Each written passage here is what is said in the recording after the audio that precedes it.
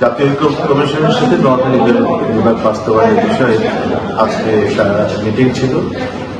সেই মিটিংয়ে আমরা উপস্থিত হয়ে নোয়াখালী বিভাগ বাস্তবায়নের ক্ষেত্রে বা বিভাগ সৃষ্টি করার জন্য যেসব তথ্যপত্র আমাদের কাছে রয়েছে এবং যৌক্তিকভাবে যা যা প্রয়োজন নোয়াখালী বিভাগের জন্য সেই বিষয়গুলো আমরা ঐক্যমত্য কমিশনের যারা নেতৃবৃন্দ ছিলেন ওনাদের সামনে তুলে ধরেছি এবং আমি যথার্থ বুঝতে পেরেছি যে ওনারা আমাদের বিষয়টা যথাযথভাবে ওনারা নিয়েছেন এবং আমরা বলেছি যে বিশেষ করে জুলাই সনদে যে কথাটা উল্লেখ করা আছে যে ফরিদপুর এবং কুমিল্লাকে বিভাগ করার ক্ষেত্রে সেই ক্ষেত্রে আমরা বলেছি শুধু কুমিল্লাকে বিভাগ করার বিষয়ে আগের যে আপনাদের ভাষণটা ছিল সেখানে নোয়াখালীর সাথে 6টা বিভাগের কথা ছিল, কুমিল্লার সাথে 6টা বিভাগের কথা বলা ছিল।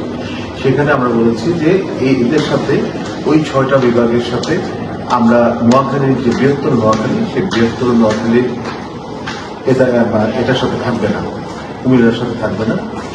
বৃহত্তর নোয়াখালী আলাদাভাবে বিভাগের দাবি জানাচ্ছে এবং এই দাবি যৌক্তিক এবং এই দাবি প্রতিষ্ঠার জন্য আমরা ঐক্যমত্য কমিশনের সহযোগিতা চেয়েছি।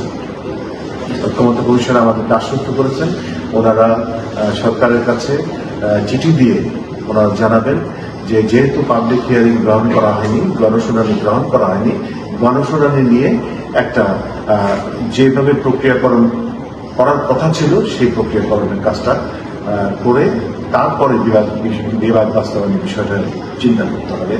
এই বিষয়ে ওনারা চিঠি দেবেন। জি, মাননীয় সভাপতি সাহেব, আপনি কি মনে করেন আপনাদের এই আলোচনা ফলপ্রসূ?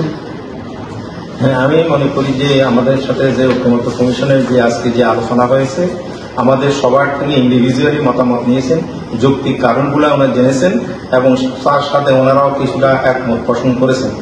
যেভাবে বিভাগ বাস্তবায়নের লক্ষ্যে যে কাজগুলো করা দরকার সে ব্যাপারেও উনি আমাদেরকে মতামত দিয়েছেন।